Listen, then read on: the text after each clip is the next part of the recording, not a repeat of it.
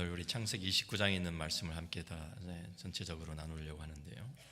창세기 28장에서 야곱은 베델에서 하나님을 만나게 됩니다.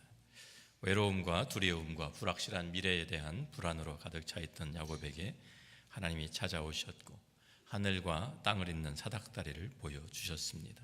그 꿈을 통해서 하나님께서 그와 함께 하시고 그를 지켜주시고 또한 그를 통해서 하나님의 일들을 이루실 것을 약속해 주셨습니다. 하나님의 은혜를 경험하게 된 야곱은, 또 하나님의 약속을 받은 야곱은 이제 하나님을 새롭게 예배하는 사람으로, 또 헌신된 하나님의 사람으로 거듭나게 되었습니다. 이제는 혼자가 아니라 하나님과 동행하는 사람으로 다시 길을 떠나게 됩니다. 창세기 29장 1절부터 3절에 우리가 보면 이제 하란에 도착한 야곱을 우리가 찾아볼 수 있죠. 야곱이 길을 떠나 동방 사람의 땅에 이르러 본즉 들에 우물이 있고 그 곁에 양 세 떼가 누워 있으니 이는 목자들이 그 우물에서 양떼에게 물을 먹임이라. 큰 돌로 우물 아귀를 덮었다가 모든 떼가 모이면 그들이 우물 아귀에서 돌을 옮기고 그 양떼에게 물을 먹이고는 우물 아귀 그 자리에 다시 그 돌을 덮더라. 하나님께서 이제 이끌어 주셔서 하란에 가까이 와서 우물가에 도달하게 되었습니다. 우물가는 나그네들이 물을 마시면서 쉴 수 있는 장소입니다.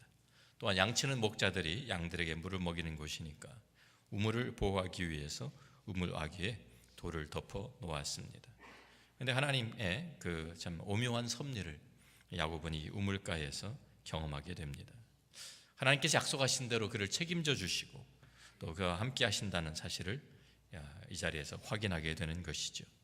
베델에서 만난 그 하나님은 참 이곳에 지금도 그와 동행하시고 그를 지켜주시고 그의 발걸음을 정말 세밀하게 인도하신다는 사실을 그가 확인하게 되는 것입니다. 야곱이 우물가에서 이 라헬을 만나는 장면이 여기 기록이 되어 있는데 이 사건과 또 창세기 24장에 나오는 사건과 아주 유사한 점이 많습니다. 창세기 24장을 우리가 돌아가 보면 아브라함이 자기 아들 이삭의 아내가 될 사람을 찾아오라고 자기의 종 한 사람을 하란으로 보냅니다. 그런데 그 종이 하란에 도착을 해서 도대체 어떻게 색식감을 찾아야 할지, 아브라함의 친족들은 또 어떻게 찾아야 하는지 막막한 가운데 그도 역시 우물가에 도달해서 그가 먼저 하나님 앞에 기도를 하게 됩니다. 창세기 24장 12절 말씀을 보면 그가 이르되, 기도하는 내용이죠. 우리 주인 아브라함의 하나님 여호와여, 원하건대 오늘 나에게 순조롭게 만나게 하사 내 주인 아브라함에게 은혜를 베푸시옵소서. 근데 그때가 마침 저녁 때라 성에 있는 여러 처녀들이 물을 길러 나오는 때입니다. 그래서 그가 이렇게 기도를 합니다. 14절에 보면 한 소녀에게 이르기를, 청하건대 너는 물동이를 기울여 나로 마시게 하라 하리니 그의 대답이 마시라, 내가 당신의 낙타에게도 마시게 하리라 하면 그는 주께서 주의 종 이삭을 위하여 정하신 자라. 이로 말미암아 주께서 내 주인에게 은혜 베푸심을 내가 알겠나이다. 이렇게 아주 구체적으로 그가 하나님의 인도하심을 구하면서 간구를 했습니다. 그런데 그 기도가 다 마치기도 전에, 그 말이 다 끝나기도 전에 리브가가 물동이를 어깨에 메고 나타났습니다. 하나님의 그 오묘한 타이밍과 그 인도하심, 하나님의 그 세밀한 부분까지 하나님께서 간섭해 주시고 이끌어 주시는 것을 성경이 증거해 주고 있는 것입니다. 그래서 그를 알아보니까 참 그 기도한 그대로 물을 좀 마시게 해달라 그러니까 그 물도 마시게 하고 낙타까지도 물을 다 길어서 낙타에게도 물을 다 줍니다. 그래서 그 이름을 물어보니까 그는 아브라함의 동생 나홀의 아내 밀가의 아들 부드엘의 소생이라는 것이 나타납니다. 라반이 그의 오빠입니다. 하나님의 그 참 섬세한 그 인도하심으로 그 아브라함의 종이 리브가를 만나게 되었고 결국 리브가가 이삭에게 시집을 오게 된 것입니다. 그런데 이제 그 리브가의 아들 야곱이 역시 이 하란의 우물가에 나타나게 되었습니다. 야곱이 이곳까지 오게 된 이유는 자기의 목숨을 에서로부터 부지하기 위해서, 보호하기 위해서 도망친 것도 있지만 동시에 자기 동족 가운데서 아내를 찾으려는 그런 목적도 있었습니다. 우리가 창세기 28장 이미 우리가 본 말씀 가운데 보면 1절부터 4절에 이삭이 야곱을 불러서 말하죠. 그에게 축복하고 또 당부하여 이르되 너는 가나안 사람의 딸들 중에서 아내를 맞이하지 말고 일어나 밧단 아람으로 가서 내 외조부 부두엘의 집에 이르러 거기서 내 외삼촌 라반의 딸 중에서 아내를 맞이하라. 전능하신 하나님이 내게 복을 주시어 내가 생육하고 번성하게 하여 내가 여러 족속을 이루게 하시고 아브라함에게 허락하신 복을 내게 주시되 너와 함께한 내 자손에게도 주사 하나님이 아브라함에게 주신 땅 곧 내가 거류하는 땅을 내가 차지하게 하시기를 원하노라. 는 그 이삭의 당부를 기억하면서 지금 야곱은 밧단 아람에 와서 하란에서 친족을 만나야 했고 또 친족 중에서도 라반의 딸 중에서 아내를 맞이해야 했기 때문에 우물가에 모인 그 목자들에게 정보를 얻기 위해서 물어봅니다. 어디서 왔나? 그랬더니 하란에서 왔다는 대답을 듣고 또 물어봅니다. 그러면 당신들이 나홀의 손자 라반을 압니까? 그 사람들이 우리가 안다라고 대답을 합니다. 그가 평안합니까? 물어봅니다. 그가 평안하니라 대답이 돌아옵니다. 그런데 마침 그때에 그런 지금 대화를 하고 있는 그때에 또 라반의 딸 라헬이 양을 몰고 그 자리에 등장을 하는 것입니다. 하나님께서 또 절묘하게 타이밍을 맞추어 주시는 것입니다. 모든 퍼즐 조각이 한순간에 다 맞추어지는 것 같은 그러한 느낌이 들었을 것입니다. 야곱이 그 말을 듣는 순간 마음이 뛰었겠죠. 정말 하나님께서 나를 이렇게 세밀하게 인도하시는구나. 그런 경험을 해보신 적이 다 있으신 줄로 압니다. 하나님께서 정말 나를 지켜보고 계신다. 나의 모든 사정을 알고 계신다. 하나님이 항상 임마누엘 하나님 나와 함께 하신다는 걸 알고 있었지만 하나님께서 나를 이렇게 세밀하게 나의 머리카락까지도 세시는 것처럼 그렇게 세밀하게 나를 인도해 주신다라는 것을 우리가 느끼게 되고 경험하게 될 때 우리는 아주 소름이 끼치는 그러한 경험을 할 수 있습니다. 아마 야곱이 이러한 경험을 한 것 같습니다. 극적으로 라헬을 만나면서 분명히 이 여자는 하나님께서 나에게 주신 여자라고 처음부터 점을 찍어 놓은 것 같습니다. 라헬을 만나게 된 야곱은 이제 라헬이 치고 있던 양들에게 물을 먼저 먹입니다. 그리고 창세기 24장에 리브가가 낙타떼에 물을 먹인 것처럼 이번엔 야곱이 외삼촌의 딸 라헬의 양떼들을 위해서 돌을 옮기고 물을 먹이면서 자기의 신분을 밝힙니다.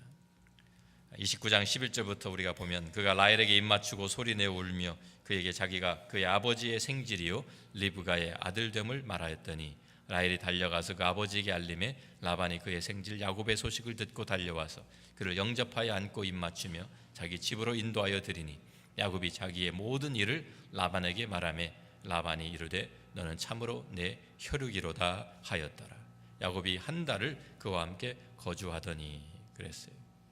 하나님의 인도하심으로 야곱은 하란 땅에 도착을 했고 거기에서 라헬을 만나게 되었고 정말 하나님께서 앞으로의 그 약속, 하나님 주신 그 약속을 이루기 위해서는 야곱의 자손이 하늘의 별과 같이 바닷가의 모래와 같이 많아져야 하는데 그러기 위해서 먼저 아내가 있어야 하지 않겠습니까? 그런데 아내를 만나게 하신 것입니다.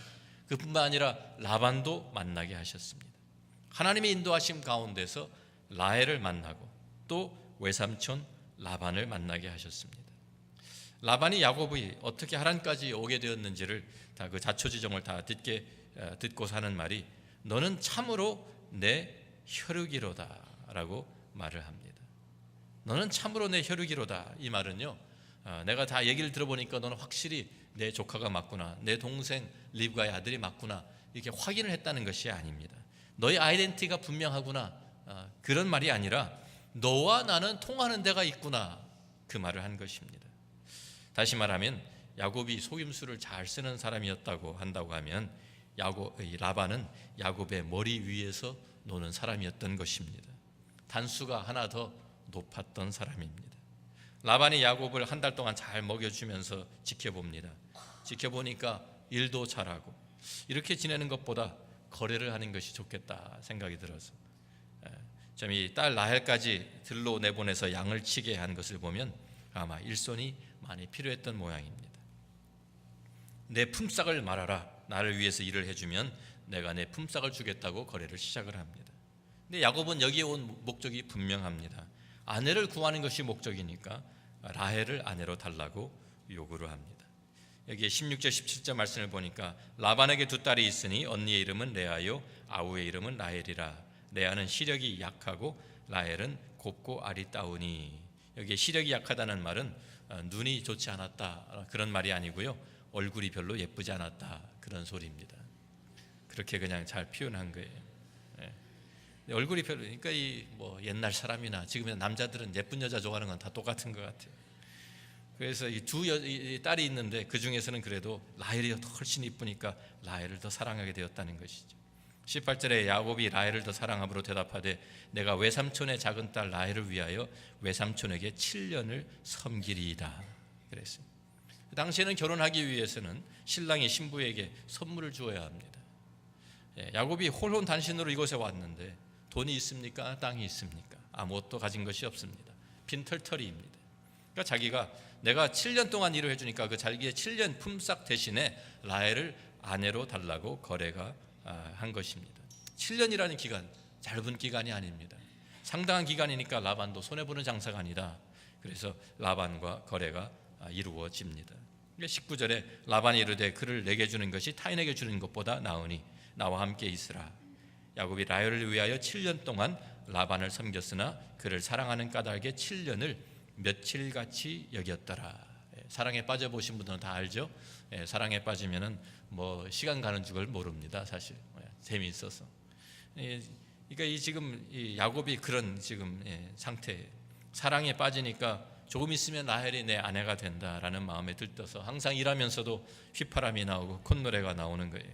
일이 전혀 어렵게 느껴지지가 않아요. 그렇게 해서 7년을 그냥 며칠같이 보냈다. 이렇게 익사이트해가지고 보냈다는 것이죠. 7년이 다 찼습니다. 약속한 7년의 기한이 지났습니다. 그래서 오늘 우리가 읽은 말씀처럼 21절에 야곱이 라반에게 이르되 내 기한이 찼으니 내 아내를 내게 주소서 내가 그에게 들어가겠나이다. 이제 결혼식을 치르게 해달라는 것이죠. 그러니까 라반이 그래 계약대로 우리가 7년이 지났으니까 이제 결혼식을 하자. 그래서 사람들을 다 초청을 합니다. 그 당시에는 결혼잔치를 일주일 동안 하는 것입니다. 잔치니까 포도주도 있고 기분이 좋은 야곱은 술에 취해서 첫날 밤을 치르려고 신방에 들어갔는데 라반은 벌써 다른 생각을 하고 있습니다. 라헬 대신에 큰딸 레아에게 신부복을 입히고 그 당시에는 얼굴을 베일로 다 가리니까 어두운 밤이었고 누가 누군지 잘 모르게 된 것이죠. 술도 마시고 첫날 밤에 자고 일어나 보니까 아침에 보니까 25절에 야곱이 아침에 보니 레아라. 우리 한글로 읽으면 별로 이렇게 실감이 안 나는데요, 영어 번역을 보면 아주 드라마틱하게 번역이 되어 있습니다. Behold 보니까 깜짝 놀랐다는 말이에요. 아니 도대체 이게 누구야? 자기는 분명히 라헬인 줄 알았는데 아침에 일어나 보니까 라헬이 아니고 레아가 옆에 있는 거예요. 물은 이미 엎질러졌습니다. 아니 당신이 왜 여기 있는 거야? 너무 놀라서 외삼촌 라반에게 달려가 따집니다.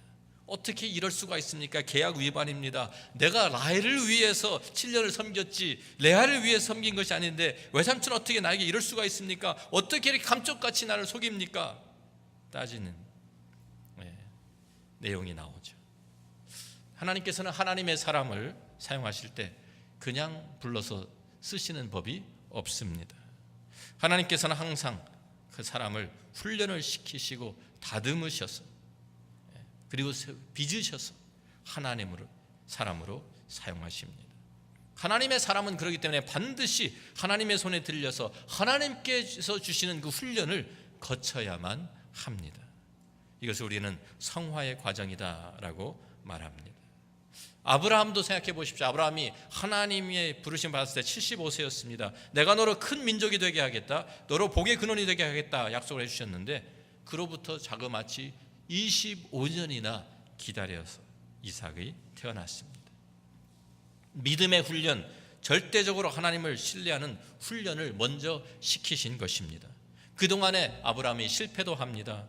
하나님을 믿지 못하고 의지하지 못하고 엉뚱한 길로도 갑니다.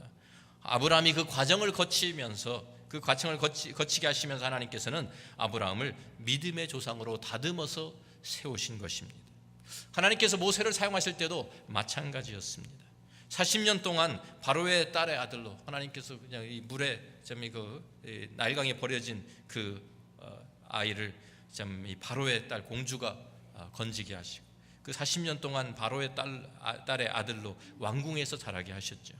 그러니까 모세가 우쭐해서 내가 이제 다 준비가 잘 되었으니까 내가 내 백성 이스라엘 백성을 내가 구원하겠다고 나섰다가 도리어 살인자가 되고 도망을 치고 맙니다. 그리고 또다시 광야에서 40년을 보냅니다. 하나님께서 근데 그 40년 동안 사실 모세를 훈련시키신 것입니다.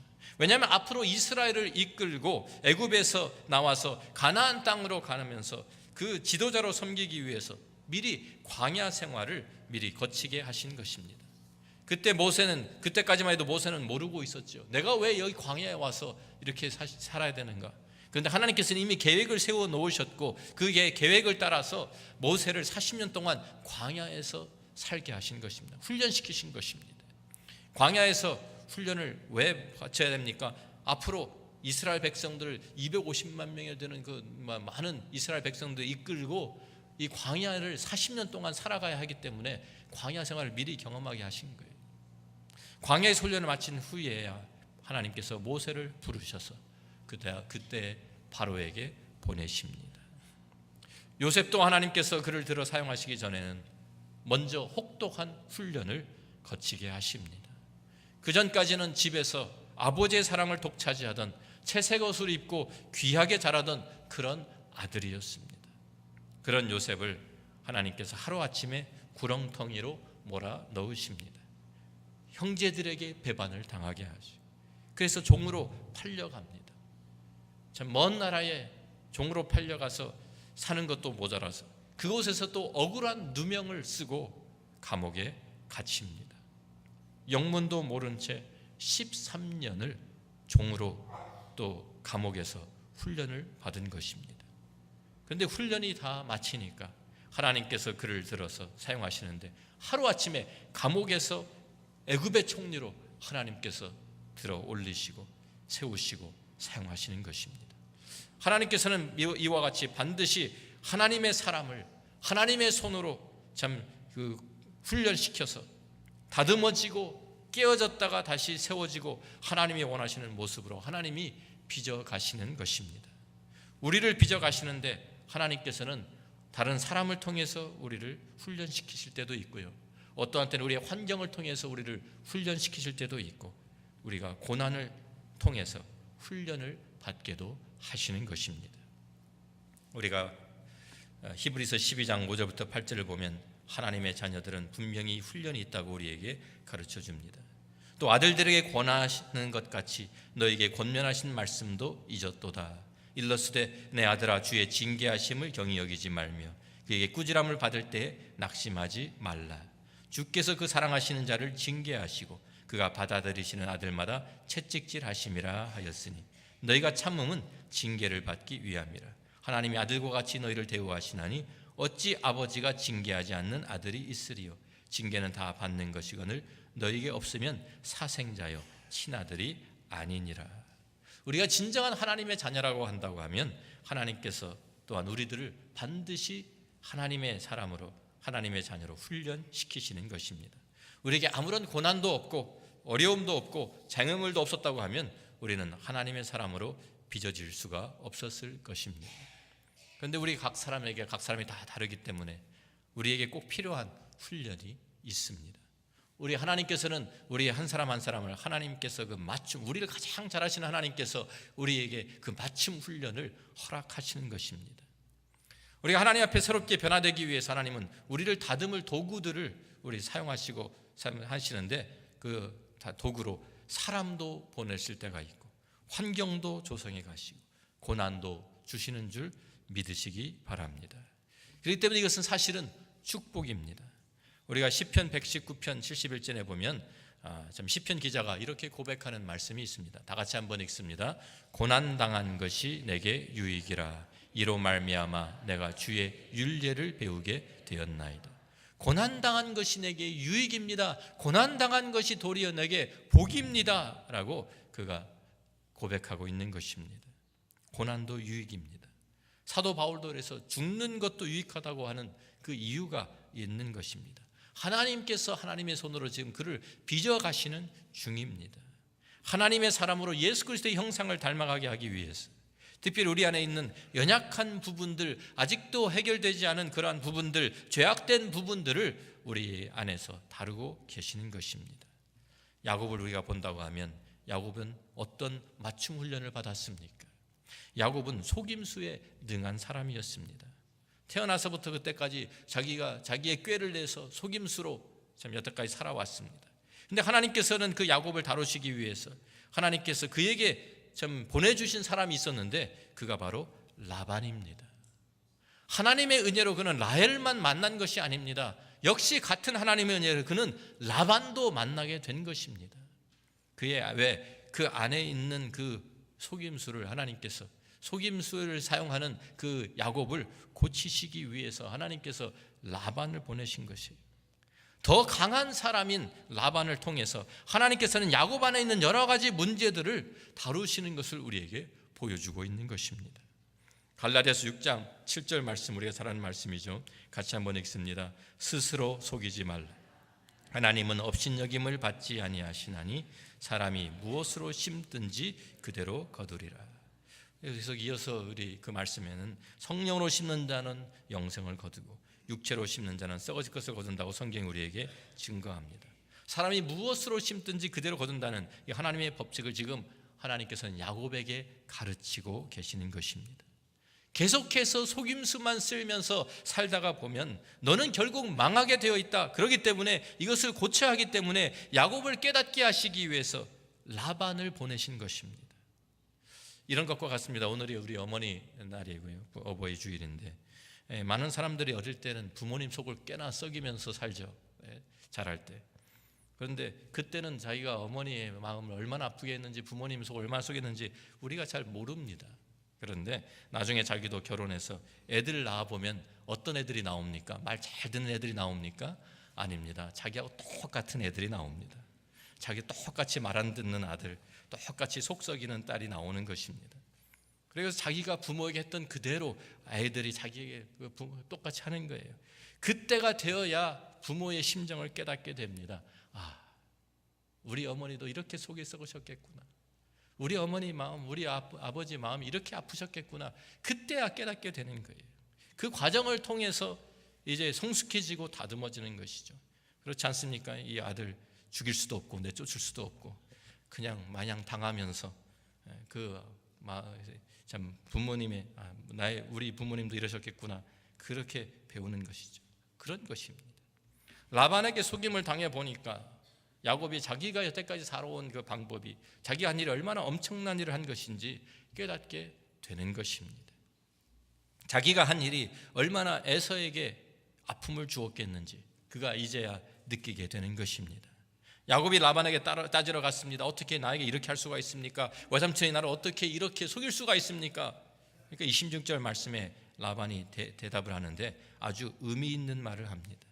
라반이 이르되 언니보다 아우를 먼저 주는 것은 우리 지방에서 하지 아니하는 바이라. 점잖게 대답을 하는 것 같은데요. 그리고 또 라반은 그냥 그 지방의 풍습을 말했지만 야곱에게는 이 말이 확 찔리는 말이에요. 왜냐하면 거기에 쓴 단어가 언니보다 아우, 형과 동생, 이 언니라는 그 단어를 어떻게 해서 뭘 쓰냐면 firstborn이라는 말을 썼어요. 첫째 아이라는 단어를 사용했습니다. 근데 야곱이 에서와 싸운 것이 뭡니까? 바로 이 장자권 때문이고 firstborn 그 생각이 나는 것입니다. 마음에 확 찔리는 것이죠. 양심의 가책을 느끼는 것이죠. 내가 내 형을 속였더니 나도 똑같이 당하는구나. 그거예요. 자기가 저지른 일 때문에 가정이 산산조각이 나버렸습니다. 그리고 이제는 자기도 가정을 이제 새롭게 아주 행복한 가정을 이루려고 했는데 처음부터 속임을 당하면서 깨어진 가정을 가지고 시작을 하게 됩니다. 라반이 말을 합니다. 라헬도 줄 테니 걱정하지 마라. 7일이 지나면 너에게 라헬도 아내로 줄 테니까 대신에 또다시 7년을 일하라고 말합니다. 두 아내를 위해서 14년을 종살이를 한 것입니다. 한 아내는 자기가 원하지도 않았는데 라반의 속임수 때문에 얻었고 또 자기가 사랑했던 라헬을 위해서 할 수 없이 또다시 7년을 섬기면서 가정생활이 시작이 됩니다. 자기의 범죄 때문에 속임수 때문에 참 그 가정이 깨어졌던 것처럼 자기도 시작부터 깨어진 가정을 가지고 시작을 하게 되는 것입니다. 심은 대로 거둔다는 그 법칙이 그에게 그대로 적용된 것입니다. 그렇지만 그는 하나님의 은혜 가운데서 복을 받습니다. 하나님께서 야곱에게 이런 일을 허락하시는 것은 하나님께서 그를 괴롭히기 위해서가 아닙니다. 그를 고치시고 그를 새롭게 하시고 그를 변화시키기 위함인 것입니다. 우리는 다 하나님의 훈련소에 들어가야 합니다. 하나님의 훈련소에서 우리는 계속해서 깨어져야 하고 새롭게 다듬어지고 빚어져야 하는 것입니다. 그런데 그렇게 되는 목적이 있습니다. 로마서 8장 28절 29절 말씀 보면 우리가 잘 아는 말씀이죠. 우리 같이 한번 읽습니다. 우리가 알거니와 하나님을 사랑하는 자 곧 그의 뜻대로 부르심을 입은 자들에게는 모든 것이 합력하여 선을 이루느니라. 하나님이 미리 아신 자들을 또한 그 아들의 형상을 본받게 하기 위하여 미리 정하셨으니 이는 그로 많은 형제 중에서 맏아들이 되게 하려 하심이니라. 하나님의 뜻대로 부르신 자들, 하나님의 뜻대로 부르신 모든 사람들에게는 모든 것이 합력하여 선을 이룬다고 분명히 약속을 하셨습니다. 그런데 그 선을 이룬 것이 무엇인지 29절의 말씀이 우리에게 설명을 해줍니다. 우리가 하나님의 자녀가 된 것은 예수 그리스도의 형상을 본받게 하기 위해서 부르신 것이다. 목적을 우리에게 말씀해 줍니다. 우리가 가진 것들 가운데, 우리 안에 남아있는 것들 가운데 아직도 예수 그리스도의 형상과 다른 것들은 하나님께서 다 털어내시는 것입니다. 하나님의 훈련을 통해서 그것을 다듬으시고 깎아내시고 빚으시고 어떤 것은 태우시면서 하나님께서 우리 안에 예수 그리스도의 형상이 회복되고 완성될 때까지 하나님께서 우리를 가만 내버려 두지를 않으시는 것입니다. 그것이 바로 모든 것이 합력하여 선을 이룬다는 뜻입니다. 그 모든 것에는 고난도 포함됩니다. 고난이 있을 수가 있습니다. 목적이 무엇입니까? 목적은 하나님의 아들 예수 그리스도의 형상을 닮아가는 것이기 때문입니다. 우리가 편한 삶을 이 세상에서 편한 삶을 살아가는 것이 하나님의 목적이 아닙니다. 우리 안에 그리스도의 형상이 이루어지는 것이 목적이기 때문에 그 목적을 위해서 어떤 때는 우리의 고난도 찾아오고 아픔도 우리에게 주어집니다. 어떤 때는 우리를 괴롭히는 라반과 같은 사람도 만나게 됩니다. 그런데 그 라반이 사실은 나의 거울인 것입니다. 라반을 통해서 내 안에서 아직도 고쳐져야 될 그 부분들, 다듬어져야 될 부분들이, 아직도 내 안에서 새로워져야 될 그 부분들이, 또 나의 과거의 죄악들이 드러나게 되는 것이고, 그 부분들이 하나님의 손에 의해서 새로워지고 다듬어지고 예수 그리스도의 형상으로 새로운 피조물로 빚어지게 되는 것입니다. 그래서 하나님의 약속을 신실하게 이루어 가시는 것입니다. 하나님께서는 약속대로, 하나님께서 야곱에게 약속하신 대로 내가 너를 떠나지 않고 내가 너를 버리지 않겠다고, 그러면서 내가 내게 허락한 것을 다 이루기까지 너를 떠나지 아니하려고 약속해 주셨어요. 하나님께서는 그렇게 세밀하게 그를 인도해 가십니다. 그래서 그를 하란 땅까지 인도하셨고 라헬도 만나게 하셨고 가정도 이루게 하시지만, 동시에 하나님 그 안에는 어떤 것이 또 담겨 있느냐면 하나님의 그 손이 우리를 계속해서 다듬으시고 깎으시고 우리를 하나님의 사람으로 만들어 가시는 훈련을 우리에게 허락하시는 것입니다. 이것이 복인 것을 믿으시기 바랍니다. 우리가 하나님께 불평하는 경우가 종종 있습니다. 하나님, 왜 저에게 이런 일을 당하게 하십니까? 우리가 보통 생각할 때는 하나님께서 함께 하시고 하나님이 복을 주시고 하나님께서 참 동행하신다고 하면 어려운 일이 오지 않아야 되는 것처럼 생각되잖아요. 여기에서 라반의 집까지 순조롭게 갔고 라헬도 만났고 그러면 행복하게 살아야 될 것 같은데 그게 아니라는 것입니다. 하나님의 계획 가운데는 우리를 그리스도의 형상, 하나님의 형상으로 회복시키는 것이 더 큰 목적이기 때문에 하나님께서 우리에게 이러한 어려운 힘든 고난도, 과정도 우리에게 허락하시는 것입니다. 왜 저에게 이런 일을 당하게 하십니까? 왜 이런 고난을 나에게 주십니까? 왜 나에게 이런 사람을 보내주셨습니까? 그 사람이 가족일 수도 있습니다. 그렇지만 그런 사람들을 통해서 모든 것이 합력해서 다듬어 가시는, 나를 고쳐 가시는 하나님의 손길을, 은혜의 손길인 것을 깨달아야 합니다. 다이아몬드가 깎아지기 전까지는 그냥 볼품없는 덩어리죠.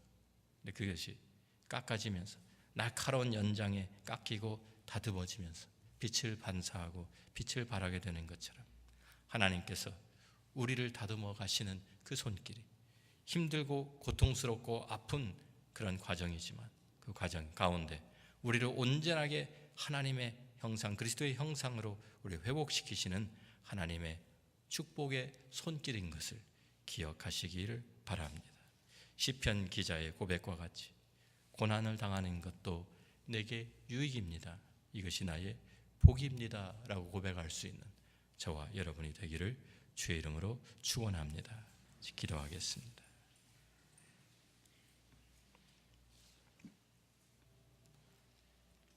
그렇습니다. 우리가 이 세상을 살아가면서 우리는 우리가 원치 아니하는 그러한 여러 가지 일들도 만나게 되고 고난도 있고 아픔도 있고 슬픔도 당하게 됩니다. 어떤 때는 라반과 같은 사람을 만나서 힘든 과정을 거칠 때도 있습니다. 그러나 이 모든 것이 하나님의 섭리 가운데 이루어진다는 것을 우리가 믿는다고 하면 이 모든 것 안에 우리를 다루시고 우리를 새롭게 하시고 우리를 다듬어 가시는, 우리를 빚어 가시는 하나님의 손길인 것을 깨닫게 됩니다. 우리는 그 하나님의 손길에 나를 온전히 맡기는 것이 필요합니다. 이것이 나에게 필요한 것을 깨닫고 하나님의 그 신실하신 약속대로 나를 새롭게 하시고 나를 빚어가오 하나님의 그 손에 내 자신을 맡기는 믿음으로 주님 앞에 내 자신을 내어드리는 우리 모두가 되기를 바랍니다. 그럴 때 하나님께서 우리를 하나님의 놀라운 도구들로, 하나님의 영광의 도구들로 우리들을 사용하실 것입니다. 우리를 예수 그리스도의 형상을 닮은 하나님의 사람으로 우리를 빚어가실 것입니다. 그 주님 앞에 바로 그것이 복인 것이죠.